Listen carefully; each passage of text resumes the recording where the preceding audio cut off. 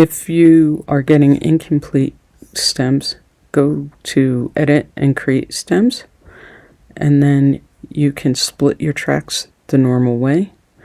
The new track splitter will give you multiple versions like before, but once it generates the versions, you can pick the stems, so you don't have to generate one version then another version. You can mix them up if you want.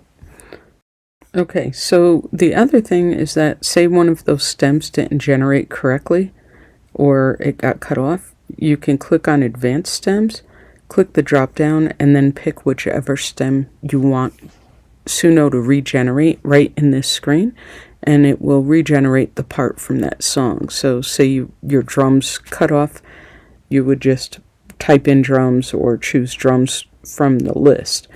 And then Suno actually regenerates a new part, which typically comes out a lot cleaner, and that's how you can fix having a part where it got cut off.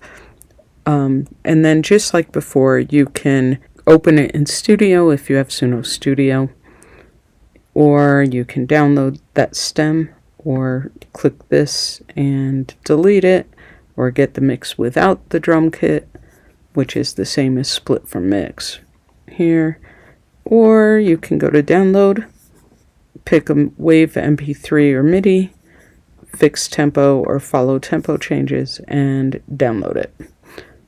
So those are the new download options for your stems, and that should help you get the complete stem. All right, talk to you soon.